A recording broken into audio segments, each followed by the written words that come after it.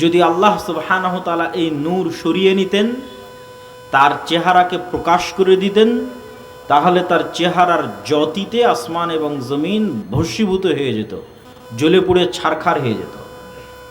তো আসমান এবং জমিন টিকে আছে, মানুষ এবং সৃষ্টিজীব টিকে আছে আল্লাহ সুবহানাহু তাআলার চেহারা ঢেকে থাকার কারণে। আল্লাহ সুবহানাহু তাআলার চেহারা ঢেকে আছে কি দিয়ে? নূর দিয়ে। হিজাবুহুন নূর, লাইসা ইনদা রাব্বিকুম লাইলুন ওয়া নাহার, তোমাদের প্রতিপালকের নিকটে কোনো রাত দিন নাই। হুয়া নূরুস সামাওয়াতি ওয়াল আরজ, আল্লাহ নিজেই আসমান এবং জমিনের নূর। কোরআনের আয়াতে আল্লাহ সুবহানাহু ওয়া তাআলা বলেছেন আল্লাহু নূরুস সামাওয়াতি ওয়াল আরজ, আল্লাহ হচ্ছেন আসমান এবং জমিনের নূর। সম্মানিত উপস্থিতি, এবার আল্লাহ সুবহানাহু ওয়া তাআলা নূর থেকে তৈরি করেছেন ফেরেশতাকে। খলিকাতিল মালাইকাতু মিন নূর, ফেরেশতারা তৈরি হয়েছে নূর থেকে। আল কোরআন নূর, কোরআন হচ্ছে নূর। আল ইসলাম নূর, ইসলাম হচ্ছে নূর। মানে আপনার অন্তরে, ওই যে বললাম আপনার চোখের পাওয়ারের কম বেশি, লাইটের ভোল্টেজের কম বেশি, তো আপনার অন্তরে কোরআনের নূর যেমন আছে, এখানে নূর তেমন বাড়তেছে। আপনার চোখ দিয়ে যত আপনি কোরআন তেলাওয়াত করতেছেন, চোখের নূর বাড়তেছে। আপনি যখন ওযু করতেছেন, তখন আপনার হাতে নূর তৈরি হচ্ছে। এই নূর কিয়ামতের মাঠে দেখা যাবে। মানুষ তার হাতের ওযুর নূর কিয়ামতের মাঠে দেখতে পাবে। এবার আপনি যখন চোখ দিয়ে অশ্লীল দৃশ্য দেখতেছেন, তো ঠিক যেমন চোখের পাওয়ার কমে যায় মানুষের, ওইভাবে আপনার চোখের নূর মৃত্যুবরণ করতেছে, কমে যাচ্ছে, নাই হয়ে যাচ্ছে। কান দিয়ে যখন গান শ্রবণ করতেছেন, তখন কানের নূর নাই হয়ে যাচ্ছে। যখন কোনো গুনাহে লিপ্ত হচ্ছেন, তখন অন্তরে কালো দাগ পড়তেছে, কালো দাগ পড়ে যাওয়ার কারণে অন্তরের নূর হারিয়ে যাচ্ছে। আপনি অন্ধকারাচ্ছন্ন অবস্থায় আছেন, আলোকিত অবস্থায় নয়। এই জন্য আল্লাহ সুবহানাহু ওয়া তাআলা এবং রাসূলুল্লাহ সাল্লাল্লাহু আলাইহি ওয়াসাল্লাম কোরআনকে, ইসলামকে, এগুলোকে নূর বলেছেন। যেমন আল্লাহ সুবহানাহু ওয়া তাআলা পবিত্র কোরআন মাজিদে বলেন আফা আমিনু বিল্লাহি ওয়া রাসূলিহি ওয়ান নূরিল্লাযী আনজালনা, তারা কি ঈমান আনয়ন করেছে আল্লাহর উপর, রাসূলের উপর, এবং যেই নূর আমি অবতীর্ণ করেছি সেই নূরের উপর। সেই নূর কোনটা বলেন তো? কোরআন। আল্লাহ সুবহানাহু ওয়া তাআলা আরেক আয়াতে বলেন ওয়া কাযালিকা আওহাইনা ইলাইকা রূহাম মিন আমরিনা মা কুনতা তাদরি মাল কিতাব ওয়ালাল ঈমান ওয়ালাকিন জাআলনাহু নূরান নাহদি বিহি মান নাশা।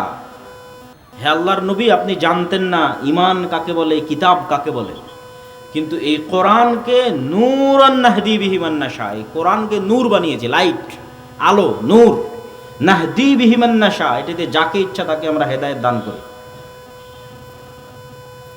আর আল্লাহ সুবহানাহু ওয়া তাআলা যাকে ইচ্ছা তাকে এই নূরের মাধ্যমে সিরাতে মুস্তাকিমের রাস্তা দেখান। আল্লাহ সুবহানাহু ওয়া তাআলা নিজে বলছেন। আল্লাহ সুবহানাহু ওয়া তাআলা আরো বলেন ইউরিদুনা লিইউতফিউ নূরাল্লাহ, তারা চায় আল্লাহর নূরকে নিভিয়ে দিবে। ওয়াল্লাহু মুতিম্মু নূরিহি, আর আল্লাহ তার নূরকে পূর্ণতা দান করবেন। এখানে আল্লাহর নূর কোনটা বলেন তো? ইসলাম। এখানে আল্লাহর নূর কোনটা? ইসলাম। তাহলে ইউরিদুনা লিইউতফিউ নূরাল্লাহ, তারা আল্লাহর নূরকে নিভিয়ে দিতে চায়। আল্লাহর নূর হচ্ছে ইসলাম, আল্লাহর নূর হচ্ছে কোরআন। ইয়া আইয়ুহাল্লাযীনা আমানুত্তাকুল্লাহ ওয়া আমিনু বিরাসূলিহি ইউতিকুম কিফলাইনি মির রাহমাতিহি ওয়া ইয়াজআল লাকুম নূরান তামশুনা বিহি। মানুষের আমল যে নূর তৈরি করবে, এ বিষয়ে আল্লাহ সুবহানাহু ওয়া তাআলা স্পষ্টভাবে পবিত্র কোরআন মাজিদে বলেছেন ওয়াল্লাযীনা আমানু মাআহু নূরুহুম ইয়াসআ বাইনা আইদিহিম ওয়া বিআইমানিহিম। কিয়ামতের মাঠে মানুষ দেখবে তাদের আমলের নূর তাদের ডানে বামে বিচ্ছুরিত হচ্ছে, এবং সিরাতে মুস্তাকিম অতিক্রম করবে, সিরাত অতিক্রম করবে, পুল সিরাত অতিক্রম করবে দুনিয়াতে যত বেশি নূর অর্জন করেছে সেই নূর দিয়ে। ওয়াল্লাযীনা আমানু মাআহু নূরুহুম ইয়াসআ বাইনা আইদিহিম, তাদের ডানে এবং বামে তাদের আমলের নূর বিচ্ছুরিত হতে থাকবে কিয়ামতের মাঠে। আল্লাহ সুবহানাহু ওয়া তাআলা পবিত্র কোরআন মাজিদে আরো বলেন, ওয়াল্লাযীনা আমানু বিল্লাহি ওয়া রাসূলিহি উলাইকা হুমুস সিদ্দিকুনা ওয়াশ শুহাদা ইনদা রাব্বিহিম লাহুম আজরুহুম ওয়া নূরুহুম। যারা সিদ্দিক এবং শুহাদা তাদের যেমন নেকি আছে তেমন তাদের নূরও আল্লাহর কাছে পাওনা আছে। কিয়ামতের মাঠে তারা তাদের নূর পাবে, যে নূর দুনিয়াতে অর্জন করেছে।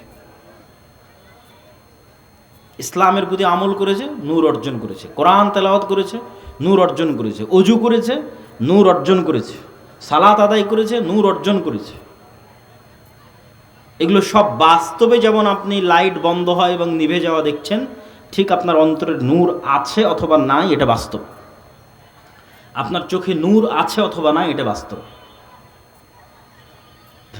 ইয়াউমা তারাল মুমিনিনা ওয়াল মুমিনাত, কিয়ামতের দিন মুমিন এবং মুমিনারা দেখবে নূরুহুম বাইনা আইদিহিম ওয়া বিআইমানিহিম, দেখবে তাদের আমলের নূর ছুটে বেড়াচ্ছে তাদের ডানে এবং তাদের বামে। বুশরাকুমুল ইয়াউমা জান্নাত, তোমাদের জন্য আজকে সুসংবাদ, এই নূর ধারণকারীদের জন্য সুসংবাদ হচ্ছে জান্নাত। সম্মানিত উপস্থিতি, নূর থাকলে হৃদয় জীবিত আছে, নূর নাই হৃদয় মারা গেছে, মৃত্যুবরণ করেছে।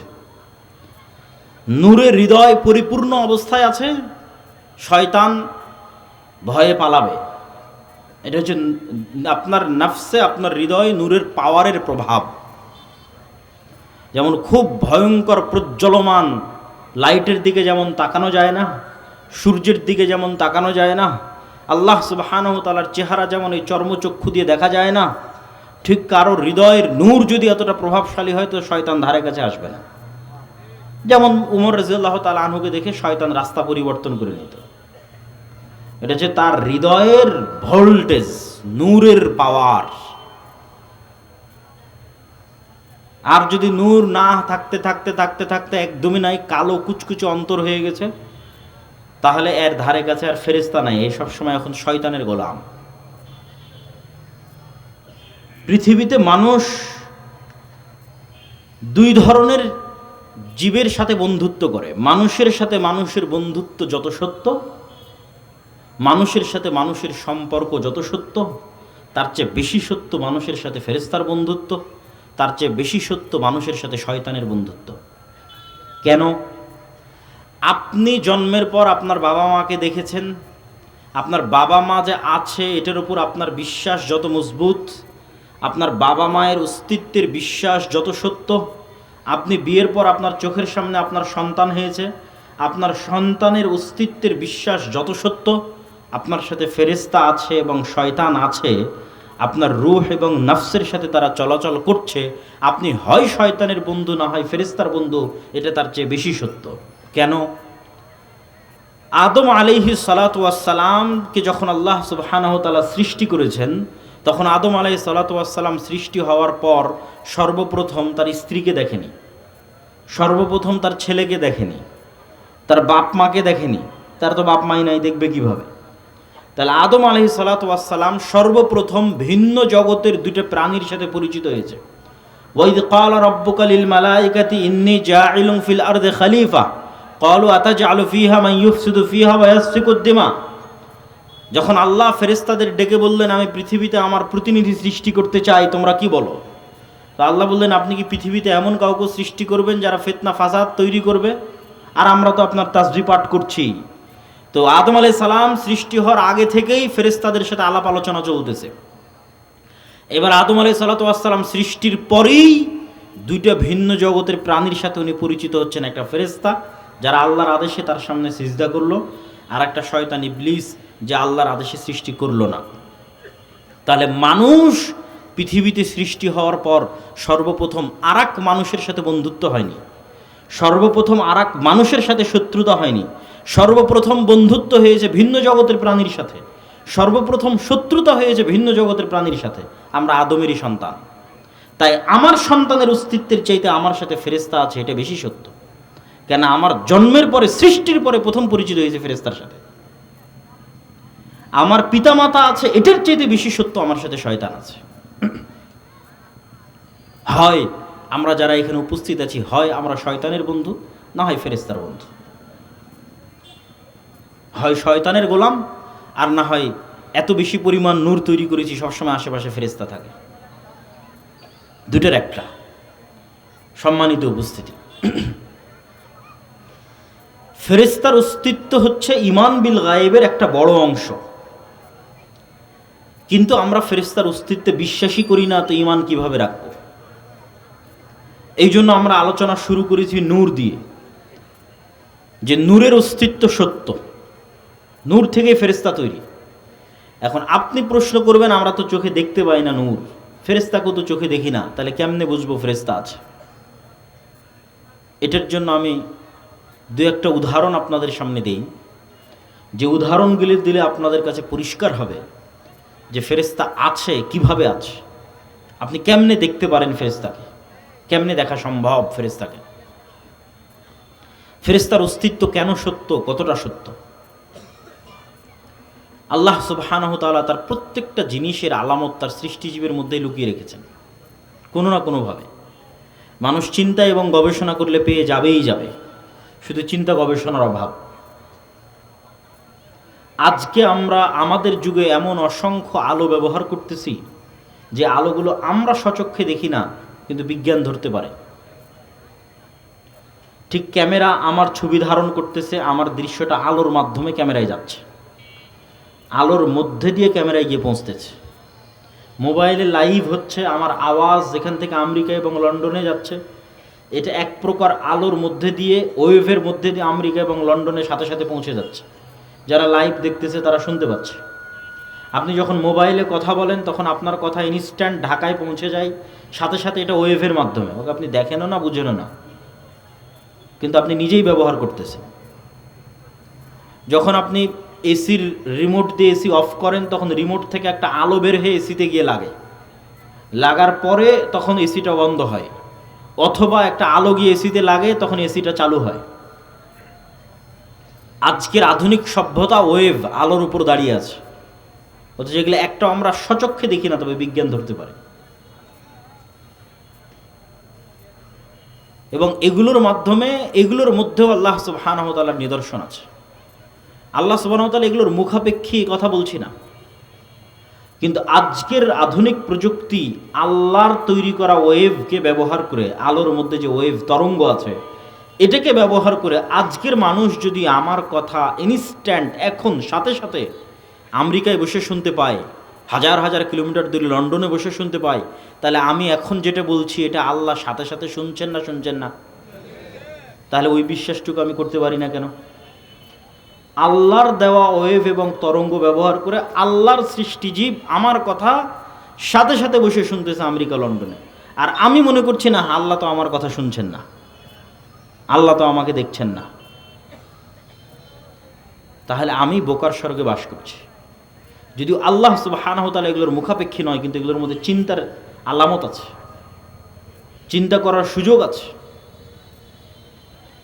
তো ঠিক যেমন অসংখ্য অদৃশ্য লাইট মানুষ ব্যবহার করছে, কিন্তু মানুষ চোখে দেখে না, অথচ বিজ্ঞান ধরতে পারে, এমন অসংখ্য জিনিস পৃথিবীতে আছে যা মানুষও ধরতে পারে না, বিজ্ঞানও নয়। বা 2 নম্বর পয়েন্ট, এমন অসংখ্য জিনিস পৃথিবীতে আছে যা মানুষও নয়, বিজ্ঞানও নয়। যেমন কুকুরের ঘ্রাণ শক্তি মানুষের চাইতে 10,000 গুণ বেশি। 1 গুণ, 2 গুণ, 3 গুণ, 5 গুণ, 100 গুণ, 500 গুণ, 1000 গুণ না, 5000 গুণ না, 10,000 গুণ বেশি। আর কুকুর, আমরা আপনাকে যেভাবে দেখছি এভাবে কুকুর আমাদের দেখে না। আমি আজকে এখানে এসেছি, আপনি আমার হাইট জানেন, আমার উচ্চতা জানেন, আমার চেহারা জানেন, আমার দাড়ি কেমন, চাপ না পাতলা না কতটুকু লম্বা, সব দেখে আপনি চিনতে পারছেন এটা তো আব্দুল্লাহ ভাই। আবার আপনি আমার আওয়াজ জানেন, আওয়াজ শুনে চিনতে পারতেছেন এটা আব্দুল্লাহ বিন আব্দুর রাজ্জাক। কিন্তু কুকুর যখন মানুষকে দেখে, তখন মানুষের এই পুরো চেহারা সে দেখে না। কেন? এই ধরনের 3D ত্রিমাত্রিক ভিডিও দেখার মতো চক্ষু আল্লাহ সুবহানাহু ওয়া তাআলা কুকুরকে দেয়নি। কুকুর মাত্র নির্ধারিত 2-1টা রং দেখতে পায়, 2-1টা কালার দেখতে পায়।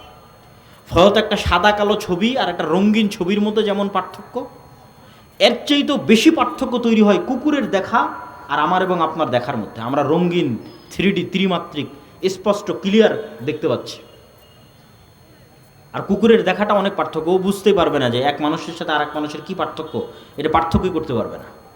তার দেখাটা এত লিমিটেড, আবার এত সূক্ষ্ম।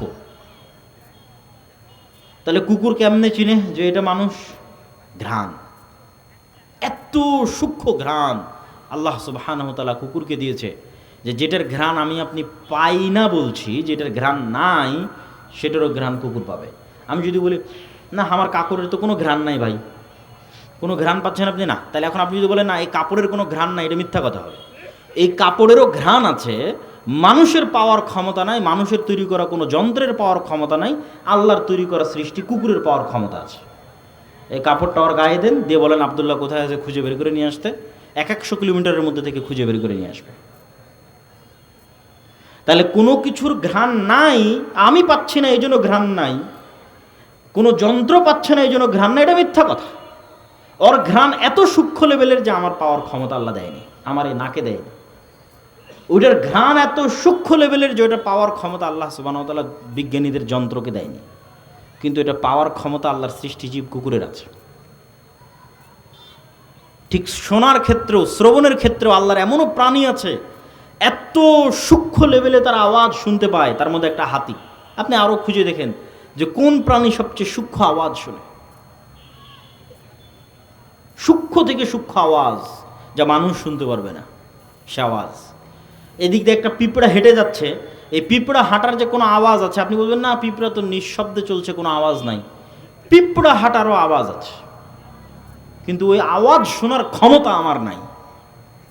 ওই আওয়াজ শোনার ক্ষমতা হাতির আছে, সূক্ষ্ম লেভেলের আওয়াজ।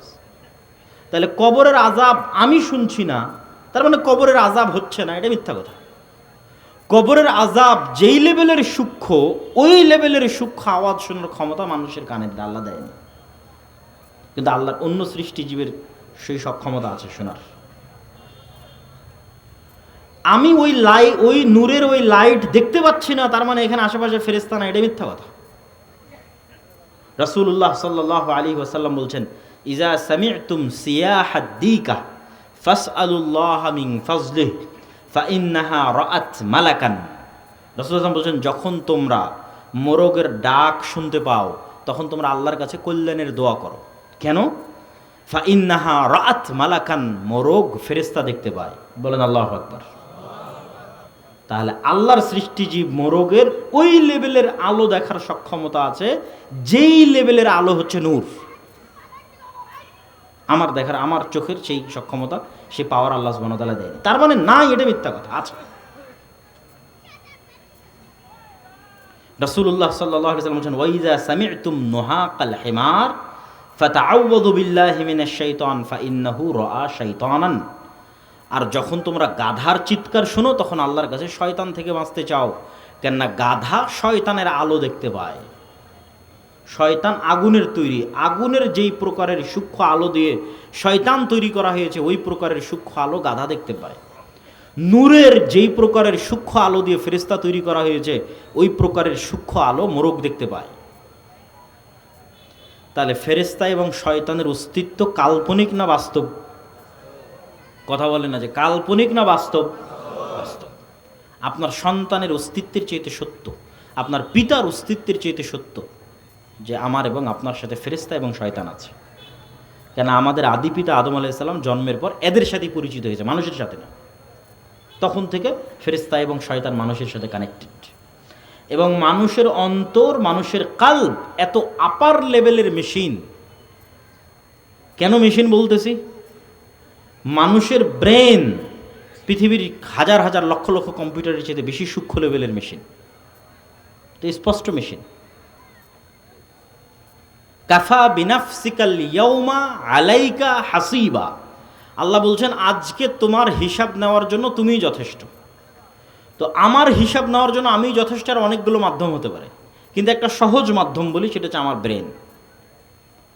বিজ্ঞানীরা বলতেছে যে মানুষের ব্রেনের ধারণ ক্ষমতা, মানুষের বয়স যদি 1000 বছর হতো তাহলে 1000 বছরে যা দেখতো, যা শুনতো, যা বলতো, তার সব কিছুই ব্রেনে সেভ করে রাখা সম্ভব। কিন্তু মানুষ তো রাখে মাত্র 60 বছর, ইউজ করে মাত্র 60 বছর। মানুষের ব্রেনের পর্দা দিয়ে যদি সমগ্র পৃথিবীকে ঘিরে ফেলা হয় তো কয়েকবার পুরো পৃথিবী ঘেরা যাবে, এতটা পাওয়ারফুল মানুষের ব্রেন। তাহলে আমি চোখ দিয়ে দেখতেছি এটাই ক্যামেরার লেন্স, ওই ক্যামেরা যেমন ওর মেমোরি কার্ডে সেভ করতেছে, আমার চোখ দিয়ে দেখা সেভ কোথায় হচ্ছে? ব্রেনে সেভ হচ্ছে। আপনি তো, আপনার তো মনে থাকে, যা করেন সব মনে থাকে, যা দেখেন সব মনে থাকে। কোথায় গিয়ে সেভ হয়? এখানে গিয়ে সেভ হয়, ব্রেনে গিয়ে সেভ হয়। এখন ইলন মাস্ক গবেষণা করতেছে যে মানুষের ব্রেনের সাথে ইন্টারনেট লাগাবে। তো মানুষের ব্রেনের সাথে ইন্টারনেট লাগলে মানুষই তো তার ডাটা ট্রান্সফার করে দেখতে পারবে কি কি দেখেছে, কি কি মুখস্থ করেছে, কি কি আছে ওর ব্রেনের মধ্যে। যদি ব্রেনের মেমোরিকে রিড করার সক্ষমতা মানুষ অর্জন করে, তাহলে মানুষই যদি এই সক্ষমতা অর্জন করে, তো কিয়ামতের মাঠে কাফা বিনাফসিকা লিয়াউমা আলাইকা হাসিবা, তোমার হিসাব নেওয়ার জন্য তো তুমিই যথেষ্ট বাবা, তোমার ব্রেনে তো সবই সেভ আছে। তোমার ব্রেনে তুমি যা ভিডিও দেখেছো তাও সেভ হয়ে আছে, যে কী কী ভিডিও দেখেছো, যা গান শুনেছো তাও সেভ হয়ে আছে, তুমি কী কী গান শুনেছো, যা কাজ করেছো তাও সেভ হয়ে আছে। তাহলে আর কিসের সাক্ষী দরকার? তুমি যথেষ্ট তোমার হিসাব নেওয়ার। এত ভয়ঙ্কর মেশিন এখানে লাগানো আছে। এর চেয়ে তো টপ লেভেলের মেশিন হচ্ছে অন্তর। মেশিন বলতেছি বুঝার সুবিধার্থে। কিভাবে, কেন বললাম এত টপ লেভেলের? এই জন্য যে মোবাইল দিয়ে মানুষের সাথে মানুষের যোগাযোগ হয়। পৃথিবীর এমন কোনো মেশিন আবিষ্কার হয়নি যে ফেরেশতার সাথেও যোগাযোগ করতে পারে, শয়তানের সাথেও যোগাযোগ করতে পারে। কিন্তু আমাদের শরীরের মধ্যে, যেখানে রাসূলুল্লাহ বলছে যে তাকওয়া হা হুনা, যেটা কলব, যেখানে রূহ থাকে, সেই জায়গাটা এত আপার লেভেলের, এত টপ ক্লাস যে এ যেমন মানুষের সাথেও ভালোবাসা মহব্বত করতে পারে, ঘৃণা, অন্তর, রাগ, দুঃখ, ক্ষোভ, চোখের পানি সব এখান থেকে তৈরি হয়, আবেগ, অনুভূতি সব এখান থেকে তৈরি হয়।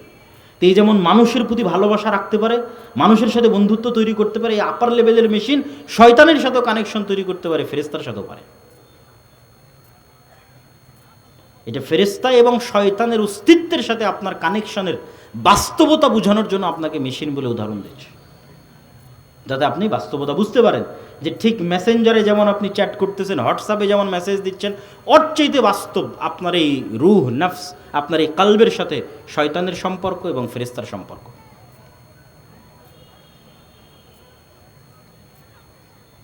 সম্মানিত উপস্থিতি, তাহলে ফেরেশতার অস্তিত্বের বাস্তবতা বোঝানোর জন্য আমরা কিছু হাদিস রাসূলুল্লাহ সাল্লাল্লাহু আলাইহি ওয়াসাল্লামের যুগে সাহাবীরা কিভাবে ফেরেশতাদের কথা বিশ্বাস করতেন, সাহাবীরা কেমনে রাসূল সাল্লাল্লাহু আলাইহি ওয়াসাল্লামের যুগে ফেরেশতাদের উপর ঈমান রাখতেন, সেটা সম্পর্কে কিছু হাদিস আজকে আপনাদের সামনে তুলে ধরি, যাতে আপনাদের বুঝতে সুবিধা হয়, বিশ্বাস করতে অন্তত পার্থক্যটা বুঝতে পারেন যে আমার আপনার বিশ্বাসের লেভেল কোথায় আর সাহাবীদের বিশ্বাসের লেভেল কোথায়। সাহাবীরা কোন লেভেলে ঈমান রাখতো যে ফেরেশতা আছে, আর আমরা কোন লেভেলে ঈমান রাখি যে ফেরেশতা আছে। বক্তব্যের মধ্যে আমি আবারও অনুরোধ করব যে আপনারা যারা ডানে বামে দাঁড়িয়ে আছেন তারা দয়া করে বসে পড়েন, পিছনের দিকে যারা দাঁড়িয়ে আছেন তারাও বসে পড়েন। আমাদের মেহমানরা আস্তে আস্তে যেন আমরা কেউ দাঁড়িয়ে না থাকি। আবু হুরায়রা রাদিয়াল্লাহু তাআলা আনহু থেকে বর্ণিত, তিনি বলেন, একদিন রাসূল সাল্লাল্লাহু আলাইহি ওয়াসাল্লাম আবু বকর বসে আছেন। তো এক ব্যক্তি এসে আবু বকর রাদিয়াল্লাহু তাআলা আনহুকে গালিগালাজ করছে, শাতামা আবা বকরিন। তো রাসূলুল্লাহ সাল্লাল্লাহু আলাইহি ওয়াসাল্লাম পাশে বসে থেকে ইয়াজাব ওয়া ইয়াতাবাসসাম, আল্লাহর নবী মুচকি হাসতেছেন। ওই ব্যক্তির গালাগালি এবং বকাঝকার মাত্রা যখন অনেক বেশি হয়ে গেল, তখন আবু বকর রাদিয়াল্লাহু তাআলা আর সহ্য করতে পারলেন না, রাদ্দা আলাইহি, তার কথার উত্তর দেওয়া শুরু করলেন। ফাগাদিবান নবী সাল্লাল্লাহু আলাইহি ওয়াসাল্লাম, আল্লাহর নবী রাগান্বিত হয়ে গেলেন, স্থান ছেড়ে দিয়ে চলে গেলেন। আবু বকর রাদিয়াল্লাহু তাআলা আল্লাহর নবীকে গিয়ে জিজ্ঞেস করলেন, যখন আমাকে বকছিল তখন হাসছিলেন, আর যখন আমি উত্তর দিলাম তখন রেগে গেলেন, কারণ কি? রাসূলুল্লাহ সাল্লাল্লাহু আলাইহি ওয়াসাল্লাম বলছেন, কানা মাআকা মালাকুন ইয়ারুদ্দু আনকা, তোমার ফেরেশতা তোমার পক্ষ থেকে উত্তর দিচ্ছিল যতক্ষণ তুমি চুপ ছিলে, আর যখন তুমি মুখ খোলা শুরু করেছো তখন ফেরেশতা চলে গেছে, ওয়াকা আশ-শাইতান, ওখানে শয়তান ঢুকে গেছে, ফালাম আকুন লিআকউদা মা আশ-শাইতান, আর আমি শয়তানের সাথে থাকতে পারি না। আন জাবির রাদিয়াল্লাহু তাআলা আনহু আন্নাহু ক্বাল, জাবির রাদিয়াল্লাহু তাআলা থেকে বর্ণিত তিনি বলেন রাসূলুল্লাহ সাল্লাল্লাহু আলাইহি সাল্লাম বলেছেন, সাদ বিন মুআজ বিখ্যাত আনসারী সাহাবী, আউস খাজরাজ গোত্রের প্রধান, তার মৃত্যুতে ইহতাজ্জা লাহু আরশুর রহমান, আল্লাহর রহমানের আরশ কেঁপে উঠেছিল। ওয়া ফুতিহাত লাহু আবওয়াবুস সামা, আসমানের দরজাগুলো খুলে দেওয়া হয়েছিল। ওয়া শাহিদাহু সাবউনা আলফাম মিনাল মালাইকা, আর তার জানাজায় ৭০,০০০ ফেরেশতা অংশগ্রহণ করেছিল। হাদিস সহিহ বুখারী, সহিহ মুসলিম। আয়েশা রাদিয়াল্লাহু তাআলা থেকে বর্ণিত তিনি বলেন, ক্বালাত ইন্নামা কানাত জানাযাতু সাদ ইবনে মুআয সাকিলাতান আলাল কওম, সাদ ইবনে মুআযের জানাজা খুব ভারী মনে হচ্ছিল মানুষের কাছে। তো যখন রাসূলুল্লাহ সাল্লাল্লাহু আলাইহি সাল্লামের কাছে এই কথা পৌঁছলো, তিনি বললেন, ইন্নাল মালাইকাতা কানাত তাহমিলু, এই জানাজার সাথে এত বেশি পরিমাণে ফেরেশতা আছে যে ফেরেশতার আধিক্যের কারণে ভারী হয়ে এসেছে। জাবির বিন আব্দুল্লাহ রাদিয়াল্লাহু তাআলা থেকে বর্ণিত তিনি বলেন, যখন আমার পিতা মারা গেল তখন আমি আমার পিতার লাশের পাশে দাঁড়িয়ে ক্রন্দন করছিলাম। তো রাসূলুল্লাহ সাল্লাল্লাহু আলাইহি ওয়াসাল্লাম আমাকে বললেন, লা তাবগে, কাঁদিও না, মা যালাতিল মালাইকাতু তুজিল্লুহু বিআজনিহাতিহা, তোমার বাবার লাশ ফেরেশতারা ছায়া দিয়ে ঢেকে রেখেছে। সহিহ বুখারী, সহিহ মুসলিম। আবু সাঈদ খুদরি রাদিয়াল্লাহু তাআলা থেকে বর্ণিত তিনি বলেন, উসাইদ বিন হুযাইর নামে এক সাহাবী ইয়াকরাউ মিনাল লাইলি মিন মারবাদিহি, তার ঘোড়ার আস্তা বলে একদিন কোরআন তেলাওয়াত করছিলেন। তো কোরআন তেলাওয়াতের এক পর্যায়ে তার ঘোড়া লাফানো শুরু করলো। তো পাশে যেহেতু বাচ্চা শুয়েছিল, ঘোড়া লাফ দিয়ে বাচ্চার উপর উঠে যায় কিনা এই ভয় তিনি কোরআন তেলাওয়াত বন্ধ করে দিলেন। তারপরে আবার কিছুক্ষণ পর তিনি কোরআন তেলাওয়াত শুরু করলেন, এবং আবার যখন কোরআন তেলাওয়াত শুরু করলেন তখন আবার একই দৃশ্য দেখলেন। পাশাপাশি তিনি এটাও বলছেন, ফাইদা মিসলু দুল্লাহ ফিহা আমসালু সুরুজ, তিনি ছায়া সদৃশ আলোকজ্বলিত কিছু দেখতে পাচ্ছিলেন তার মাথার উপরে। তো তিনবার এরকম করার পর তিনি স্থায়ীভাবে কোরআন তেলাওয়াত বন্ধ করে দিলেন, এবং পরের দিন সকালে রাসূল সাল্লাল্লাহু আলাইহি ওয়াসাল্লামের কাছে গিয়ে এই ঘটনা শোনালেন। আল্লাহর নবী বললেন, তিলকাল মালাইকা দানাতলি সৌতিক, তোমার কোরআন তেলাওয়াতের কারণে ফেরেশতারা একত্রিত হয়ে গেছিল। তুমি যদি কোরআন তেলাওয়াত করতেই থাকতে তাহলে সকালবেলাও পর্যন্ত তুমি ফেরেশতাদের দেখতে পেতে। আব্দুল্লাহ বিন আব্বাস রাদিয়াল্লাহু তাআলা থেকে বর্ণিত তিনি বলেন, আন্নান নবী সাল্লাল্লাহু আলাইহি ওয়াসাল্লাম ক্বালা ইয়াউমা বাদরিন, আল্লাহর নবী বদরের যুদ্ধের দিন বলছেন, হাদা জিবরিল আখিযুম বিরাসি ফারাসিহি আলাইহি আদাতুল হারব, এই যে জিব্রাইল যুদ্ধ করতেছে, এই যে জিব্রাইল তোমাদের সামনে বদরের যুদ্ধ করতেছে। আর এক হাদিসে রাসূল সাল্লাল্লাহু আলাইহি ওয়াসাল্লাম বলেন, এটা আব্দুল্লাহ বিন আব্বাস থেকে, বাইনামা রাজুলুম মিনাল মুসলিমিনা ইয়াউমাইযিন ইয়াশতাদ্দু ফি আসারি রাজুলিম মিনাল মুশরিকিনা আমামা, বদরের দিন একজন মুসলমান এক মুশরিককে হত্যা করার জন্য, হামলা করার জন্য পিছন থেকে ধাওয়া করতেছে। তো ধাওয়া করতে গিয়ে সে একটা অদৃশ্য আওয়াজ পেল, আকদিম ইয়া হাইজুম, এগিয়ে চলো হে হাইজুম। এই আওয়াজ পাওয়ার পর সে দেখে যে তার সামনে যে মুশরিকটাকে সে মারার জন্য যাচ্ছিল সে উল্টে পড়ে আছে, এবং তার আঘাতের স্থান থেকে, ক্ষত স্থান থেকে রক্ত বের হচ্ছে। এই ঘটনা গিয়ে রাসূল সাল্লাল্লাহু আলাইহি ওয়াসাল্লামকে সাহাবী বলল যে, আল্লাহর নবী, আমি তো এই ব্যক্তিকে হামলা করিনি, তার আগে সে উল্টে পড়ে আহত অবস্থায় আছে এবং ক্ষত স্থান থেকে রক্ত বের হচ্ছে। তো রাসূলুল্লাহ সাল্লাল্লাহু আলাইহি ওয়াসাল্লাম বললেন, সাদাক্তা, তুমি সত্য বলেছো, যালিকা মিন মাদাদিস সামাইস সালিসা, এটা ছিল তৃতীয় আসমান থেকে আসা ফেরেশতার আক্রমণ। আল্লাহু আকবার। সাদ বিন আবি ওয়াক্কাস রাদিয়াল্লাহু তাআলা আনহু বলছেন, উহুদের দিন আন ইয়ামিনি ওয়া আন ইয়াসারি, আমার ডানে এবং আমার বামে, রজুলাইনে আলাইহিমা সায়াবু বায়াজিন, দুইজন সাদা ধবধবে কাপড় পরিহিত ব্যক্তি যুদ্ধ করছিল উহুদের দিন। সাদ বিন আবি ওয়াক্কাস বলছেন,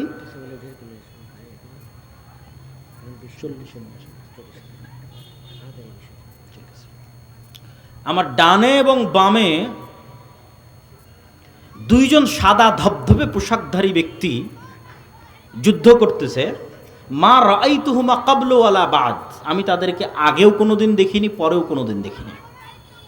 আমি এই ঘটনা গিয়ে রাসূল সাল্লাল্লাহু আলাইহি ওয়াসাল্লামকে বললাম, আল্লাহর নবী বললেন, ইউকাতিলানি আশাদ্দাল কিতাল ওয়া হুমা জিবরাইল ওয়া মিকাইল, আল্লাহর নবী বললেন, তোমার দুই পাশে যে দুইজন মুজাহিদ সাদা ধবধবে পোশাক পরে যুদ্ধ করতেছিল ভয়ঙ্করভাবে, এরা দুইজন আর কেউ নয়, জিবরাইল এবং মিকাইল।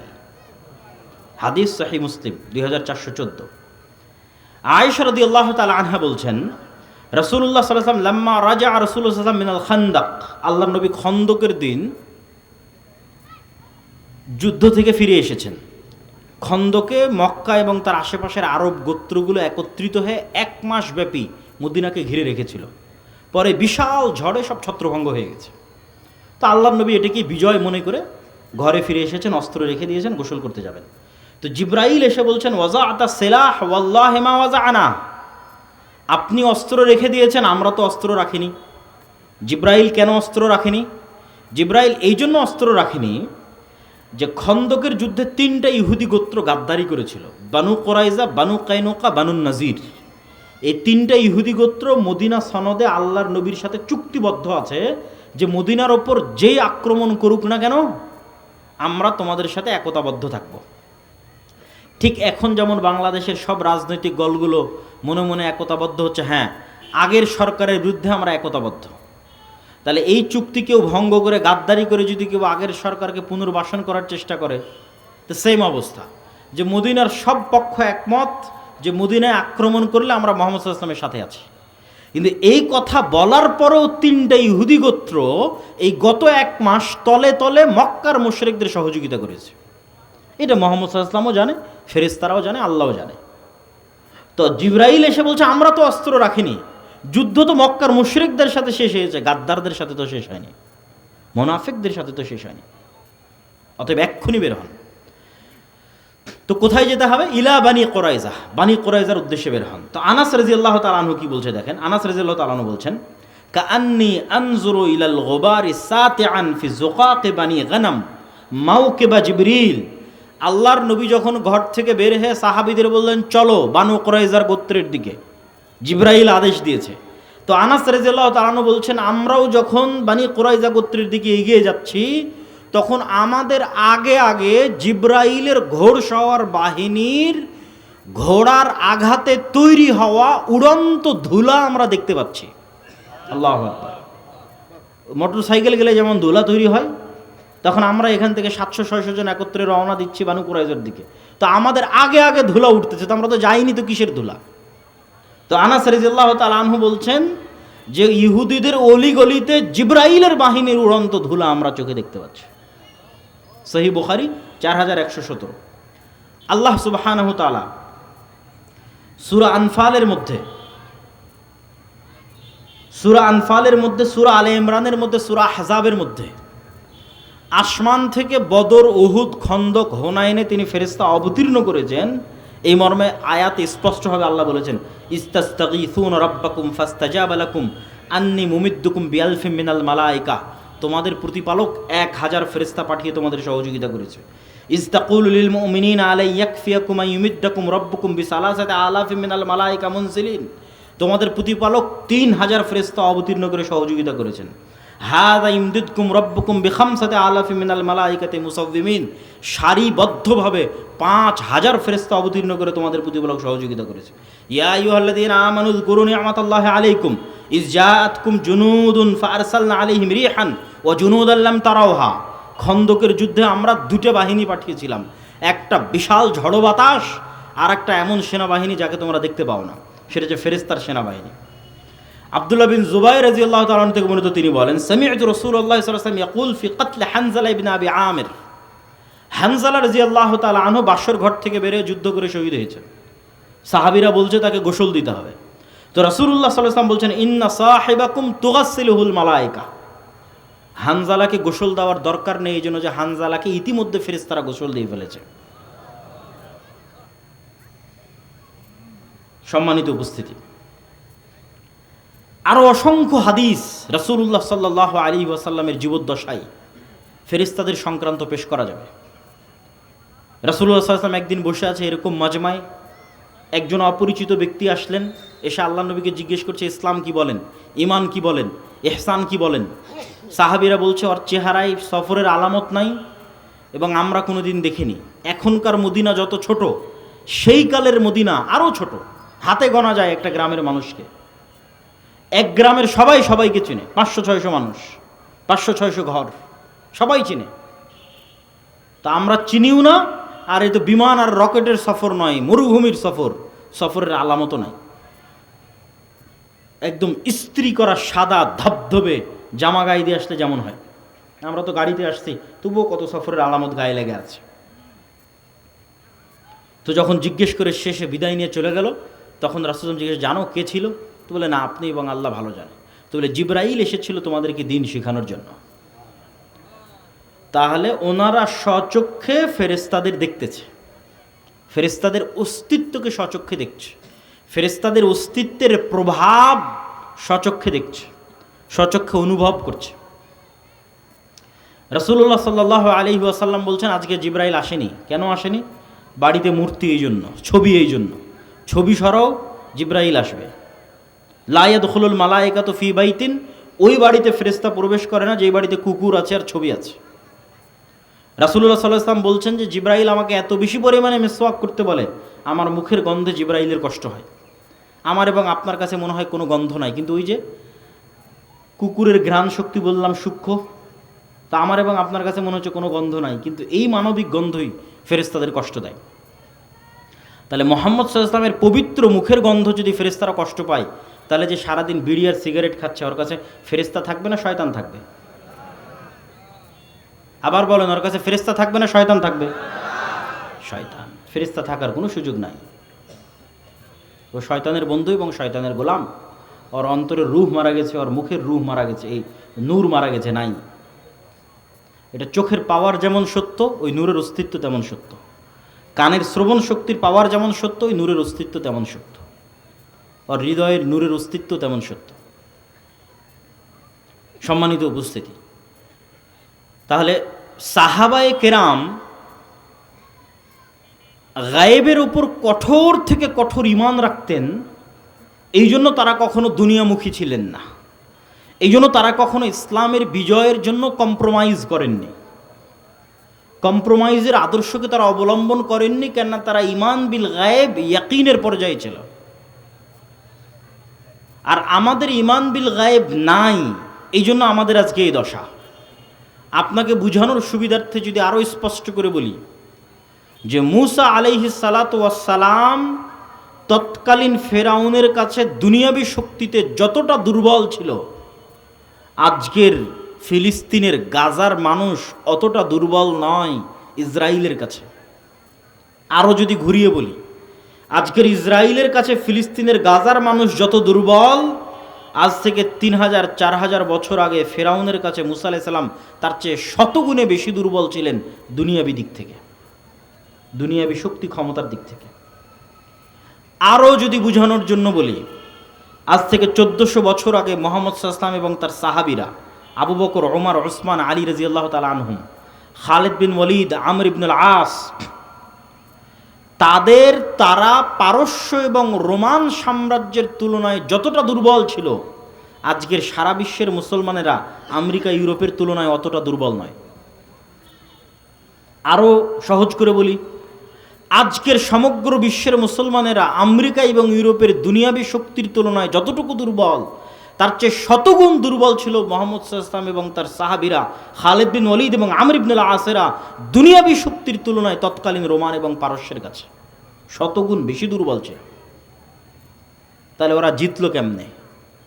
ওদের জয় লাভের মূল রহস্য দুনিয়াবী নয়, কেননা দুনিয়াবী শক্তিতে এটা মোকাবেলা সম্ভব নয়। ফেরাউনের শক্তির সামনে মূসার শক্তি জিরো দুনিয়াবী শক্তিতে, সুতরাং বিজয় সম্ভব নয়। রোমান এবং পারস্য সাম্রাজ্যের শক্তির সামনে মুসলমানদের শক্তি জিরো, এখানে বিজয় সম্ভব নয়। আজকে মুসলমানদের শক্তি থাকার পরও মুসলমানদের বিজয় নাই কেন? খালিদ বিন ওয়ালিদ, আমর ইবনুল আস, এরা বদর, উহুদ, খন্দকে স্বচক্ষে ফেরেশতাদের সহযোগিতা দেখেছে যে কিভাবে ফেরেশতা নেমে এসে যুদ্ধ করে মুহাম্মদ সাল্লাল্লাহু আলাইহি ওয়াসাল্লামের পক্ষে। আল্লাহর শক্তি এবং আল্লাহর ক্ষমতার উপর অগাধ আস্থা। ফলত যখন এরা যুদ্ধের ময়দানে অবতীর্ণ হয়েছে, তখন দুনিয়াবী শক্তির উপর ভরসা না আল্লাহর সাহায্য সহযোগিতার উপর ভরসা? আল্লাহর সাহায্য এবং সহযোগিতার উপর ভরসা। এই জন্য যুদ্ধের মাঠেও সালাত আদায়ের আদেশ, কেননা সালাত হচ্ছে পৃথিবীর সবচেয়ে বড় টেকনোলজি। আল্লাহ সুবহানাহু ওয়া তাআলার সাহায্যকে পৃথিবীতে টেনে নিয়ে আসতে পারে। বুঝার জন্য টেকনোলজি বলতেছে, যাতে বুঝার সুবিধার্থে হয়, আপনার ভাষা যাতে আপনার কাছে বুঝার সুবিধার্থে হয়, যে আল্লাহর সাহায্য পৃথিবীতে টেনে নিয়ে আসবে। এর সবচেয়ে শক্তিশালী টেকনোলজি হচ্ছে সালাত। তো এই জন্য যুদ্ধের মাঠেও সালাত আদায় করো, কারণ দুনিয়াবি শক্তির কোনো কথা নেই। দুনিয়ার লজিকে তো সবাই মিলে ফায়ার করার কথা, বোমা বর্ষণ করার কথা, গুলি করার কথা, তীর চালানোর কথা, তরবারি চালানোর কথা, কিন্তু আল্লাহর লজিকে না, একদল যুদ্ধ করবে আর একদল সালাত আদায় করবে, কেননা ওইটার মাধ্যমে গায়েবী মদদ পৃথিবীতে নেমে আসবে, অদৃশ্য শক্তির মদদ পৃথিবীতে নেমে আসবে। দুনিয়াবী শক্তি দিয়ে মুসলমানদের বিজয় সম্ভব নয়। তো আজকের মুসলমানদের সমস্যা হচ্ছে, এরা না আল্লাহর উপর ভালোভাবে বিশ্বাস স্থাপন করে, না আল্লাহর শক্তি এবং ক্ষমতা সম্পর্কে জানে, না ফেরেশতার উপর কোনো বিশ্বাস আছে। আপনি নিজে চিন্তা করেন যে আজকে সাহাবীদের যে ঘটনাগুলো তুলে ধরলাম, এইটাতে কি মনে হয় যে সাহাবীরা ফেরেশতাকে কেমন বিশ্বাস করতেন, আর আমি এবং আপনি ফেরেশতাকে কেমন বিশ্বাস করি যে না ফেরেশতা আছে। শুধু তো মুখে বলেছে আমানতু বিল্লাহি ওয়া মালাইকাতিহি, ঈমান আনছে আল্লাহর উপর, ঈমান আনছে ফেরেশতার উপর। কি ওই ঈমান কিসের ঈমান? যদি আল্লাহ এবং আল্লাহর শক্তি, আল্লাহর ক্ষমতা, আল্লাহর সাহায্য, গায়েবী মদদ, ফেরেশতার অস্তিত্ব, নূরের অস্তিত্ব, এগুলোর উপর যদি মুসলমানদের বিশ্বাসী থাকতো, তাহলে মন্দির পাহারা দিয়ে ভোট নেওয়া লাগতো না। যখন এগুলোর উপর বিশ্বাস নাই, তখন দুনিয়াবি লজিকে বিজয় অর্জন করতে হবে। দুনিয়াবি লজিকে মুসলমানদের বিজয় হবে না, মুসলমানদের বিজয় গায়েবী মদদেই হবে। মুসা আলাইহিস সালাতু ওয়াস সালামকে আল্লাহ সুবহানাহু ওয়া তাআলা শিখিয়েছেন যে তুমি যা দেখো, দুনিয়ার মানুষ যা দেখে তা বাস্তব নয়, কেন এগুলো আল্লাহর নূরের পর্দা দিয়ে ঢাকা আছে। এর আড়ালে সকল কার্যকরণের সূত্রের মালিক আল্লাহ সুবহানাহু ওয়া তাআলা, মুসাব্বিবুল আসবাব, একচ্ছত্র সকল কার্যকরণের সূত্রের মালিক তিনি, সব কিছুকে সেকেন্ডে পরিবর্তন করে দিতে পারেন। তো তুমি যেই লাঠি দিয়ে গত 30-40 বছর, মুসা আলাইহিস সালামের বয়স যদি 40 বছর হয়, তাহলে যেই লাঠি দিয়ে তুমি গত 30 বছর যাবৎ গাছের পাতা পেড়েছো, যেই লাঠি দিয়ে তুমি নদীর এবং খাল অতিক্রম করে গেছো লাফ দিয়ে পার হয়ে, তোমার এতদিন থেকে যে লাঠিটা তোমার সাথে আছে, ওই লাঠিকে আমি সাপ বানিয়ে দিচ্ছি, যাও। বাহির থেকে নিয়ে আসা কোনো লাঠি নয়, যেটা উনি গত 15-20 বছর থেকে নিজের সাথে বহন করছে, সেই লাঠি। আল্লাহ বাহির থেকে একটা লাঠি দিল, দিয়ে বলো যে দেখো এটা লাঠি, এটাকে আমি সাপ বানিয়ে দিয়েছি না, তুমি যে লাঠি 15-20 বছর থেকে বহন করছো, ওই লাঠিকে সাপ বানিয়ে দিলাম। তুমি একদিন থেকে জানো যে এটা লাঠি, যাতে তুমি ভালোভাবে শিখো যে ফেরাউনের যা দুনিয়াবি শক্তি আছে এগুলো সমান জিরো। যেটা ইসলামের একটা কালেমা আছে, লা হাওলা ওয়ালা কুওয়াতা ইল্লা বিল্লাহ, নেই কোনো শক্তি, নেই কোনো ক্ষমতা, আল্লাহর শক্তি, আল্লাহর ক্ষমতা ছাড়া। তাহলে কি সারমর্ম দাঁড়ালো? আমেরিকার শক্তি এবং ক্ষমতা সমান কি? জিরো। এই বিশ্বাস যেই দিন অর্জন করতে পারবেন ইয়াকিনের লেভেলে, সেই দিন আপনার ইমান সাহাবীদের ইমানের কাছাকাছি হবে। ইসরায়েলের দুনিয়াবি ক্ষমতা এবং দুনিয়াবি শক্তি সমান যখন আপনি মানসিকভাবে, মেন্টালি ফিল করতে পারবেন খুব ভালোভাবে যে না, এই শক্তি, এই ক্ষমতা সমান হচ্ছে জিরো, লা হাওলা ওয়ালা কুওয়াতা ইল্লা বিল্লাহ। পৃথিবীতে শক্তি এবং ক্ষমতা যদি একমাত্র থাকে, সেটা কার? আল্লাহ সুবহানাহু ওয়া তাআলার। ইমানের মাত্রা যেই দিন এই লেভেলে পৌঁছে যাবে, ইমানের মাত্রা অনুযায়ী হেল্প আসবে, ইমানের মাত্রা আরও লেভেলে পৌঁছলে আবার ফেরেশতা নেমে আসবে। তো বাধা তো নাই ফেরেশতা নামতে, ফেরেশতা নামতে বাধা নাই, তার প্রমাণ কোথায়? রাসূলুল্লাহ সাল্লাল্লাহু আলাইহি ওয়াসাল্লাম বলছেন, দাজ্জাল পৃথিবীর সব শহরে যাবে। মক্কা মদিনায় যখন ঢোকার চেষ্টা করবে, তখন মক্কা মদিনার প্রত্যেকটা প্রবেশ পথে ফেরেশতা উন্মুক্ত তরবারি হাতে দাঁড়িয়ে থাকবে। ঈসা আলাইহিস সালাতু ওয়াস সালাম ফেরেশতার ঘাড়ে হাত দিয়ে দুনিয়াতে নেমে আসবে। তো মানুষ তো দেখবে ফেরেশতাকে, ফেরেশতার ঘাড়ে হাত দিয়ে নেমে আসে। তো ফেরেশতা নেমে আসতে কোনো বাধা নাই, কিন্তু ওই লেভেলের ইমানই নাই, তো আসবে কোত্থেকে? ওই লেভেলের ইয়াকিন নাই, তাহলে আসবে কোথায় থেকে? সম্মানিত উপস্থিতি, মুসলমানদেরকে আল্লাহ সুবহানাহু ওয়া তাআলা পৃথিবীর সবচেয়ে শক্তিশালী টেকনোলজি, এটা মুসলমানদের দিয়েছে। সেটা যে সাউন্ড টেকনোলজি, এটাও বুঝার সুবিধার্থে বলতেছে, যাতে ধারণ করতে পারেন আমার কথাটাকে যে আমি কি বলতেছি। আল্লাহ সুবহানাহু ওয়া তাআলা পৃথিবীকে সৃষ্টি করেছেন আওয়াজ দিয়ে, কুন ফায়াকুন, হও হয়ে যাও। আল্লাহর আওয়াজ যথেষ্ট। আল্লাহ সুবহানাহু ওয়া তাআলা পৃথিবীকে ধ্বংস করবেন আওয়াজ দিয়ে। ইসরাফিল যখন বাঁশিতে ফুঁ দিবে আওয়াজ তৈরি হবে, ওই আওয়াজ আকাশ বুঝতে পারবে, ওই আওয়াজ সূর্য বুঝতে পারবে, ওই আওয়াজ চন্দ্র বুঝতে পারবে। এগুলো আওয়াজ রিসিভ করা মাত্র চূর্ণ বিচূর্ণ হয়ে যাবে, কেন ওইভাবে সেট আপ করা আছে, ওইভাবে ইনস্টল করা আছে। আমার গায়ের এই জামারও আওয়াজ বুঝার সক্ষমতা আছে, এই মাইকেরও আওয়াজ বুঝার সক্ষমতা আছে, কিন্তু কোন আওয়াজ বুঝে আমি জানি না। আল্লাহ সুবহানাহু ওয়া তাআলা সাউন্ড টেকনোলজির কিছু জ্ঞান সুলাইমান আলাইহিস সালাতু ওয়াস সালামকে দিয়েছিলেন। পিঁপড়াও কিছু বলে আমি বুঝি না, গরুও কিছু বলে আমি বুঝি না, সুলাইমান আলাইহিস সালাম বুঝতেন। পাখিও কিছু বলে আমি বুঝি না। তাহলে পৃথিবীর প্রত্যেকটা বস্তু আওয়াজ রিসিভ করে এবং আওয়াজ ছাড়ে। ইউসাব্বিহু লিল্লাহি মা ফিস সামাওয়াতি ওয়া মা ফিল আরজ। আল্লাহর তাসবিহ পাঠ করে, মান নয়। আরবি যারা জানে তারা খুব ভালোভাবে জানে ইউসাব্বিহু লিল্লাহি মা ফিস সামাওয়াতি ওয়া মা ফিল আরজ। মানে শুধু যাদের জ্ঞান আছে, যারা কথা বলতে পারে, দুনিয়ার মানুষের লজিক এরা নয়, প্রত্যেকটা জড়বস্তু আল্লাহর তাসবিহ পাঠ করে। তো জড়বস্তু যে আল্লাহর তাসবিহ পাঠ করে, আমি যে শুনতে পাই না, আমার শোনার সীমাবদ্ধতা।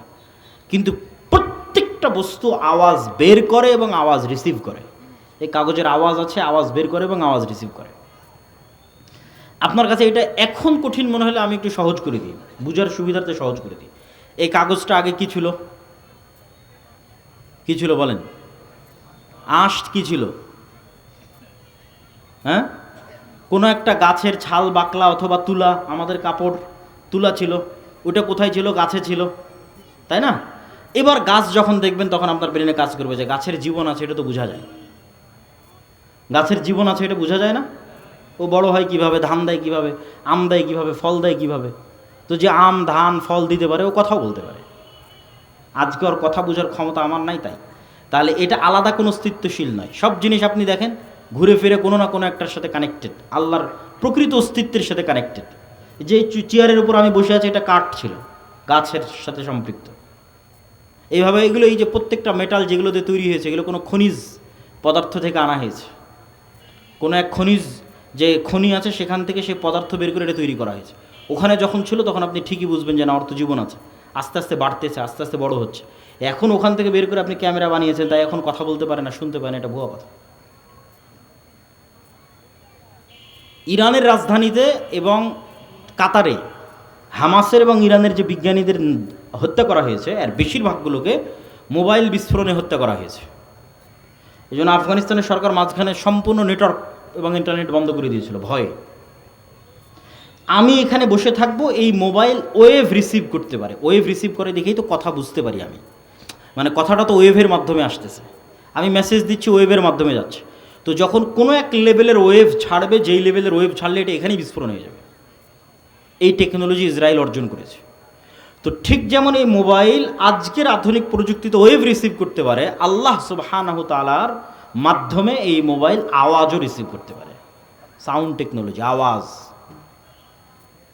এটা পৃথিবীর সবচেয়ে শক্তিশালী। এটা বিজ্ঞানীদের পক্ষে আবিষ্কার করাও সম্ভব নয়, ভবিষ্যতেও কোনোদিন সেভাবে তারা আবিষ্কার করতে পারবে না। এইটা আল্লাহ মুসলমানদের দিয়েছে। সেটা কি? সেটা হচ্ছে কোরআন।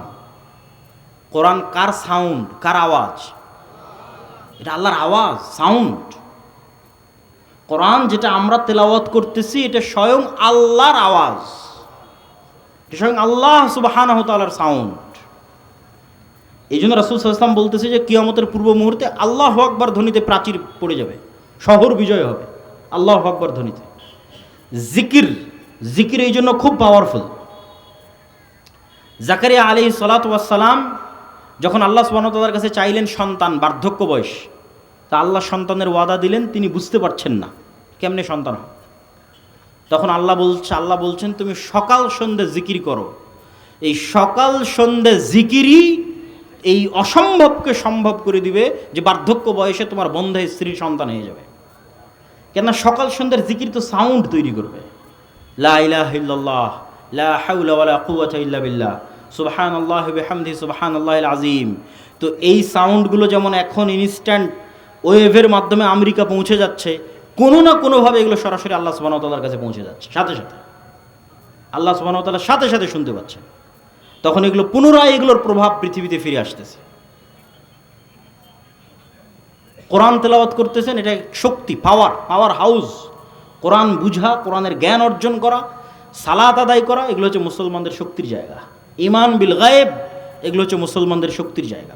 সম্মানিত উপস্থিতি, ফেরেশতার অস্তিত্বের উপর বিশ্বাস স্থাপনের একটা উদাহরণ দিয়ে আজকের বক্তব্যের শেষের দিকে যাব। এতক্ষণ তো ফেরেশতাদের ঈমান বিল গায়েবের একটা পার্টের আলোচনা করেছি আজকে, সেটা হচ্ছে ফেরেশতাদের অস্তিত্ব। 6টা ঈমান বিল গায়েব। আমাদের একটা বই আসতেছে সামনে, আল্লাহর পথে যাত্রা। আগামী 6-7 নভেম্বর সালাফি কনফারেন্সে কিছু কপি পাওয়া যাবে। আগামী 6-7 মানে এই 3-4 দিন পরে, আগামী বৃহস্পতিবার শুক্রবার, এখান থেকে বেশি দূরে নয়, আল জামিয়া সালাফে ডাঙ্গিপাড়া পাওয়া রাজশাহী। দেশ বিদেশের আলেম ওলামা উপস্থিত থাকবে। আপনাদের দাওয়াত থাকলেও উপস্থিত হবেন তো ইনশাআল্লাহ? ইনশাআল্লাহ। তো ওখানে আমাদের এই ঈমান বিল গায়েব এবং ইসলামের যে 5টা আরকান আছে, এই পুরো বিষয়ের উপর একটা বই আসতেছে, আল্লাহর পথে যাত্রা, যেটা কিছু কপি পাওয়া যাবে ইনশাআল্লাহ।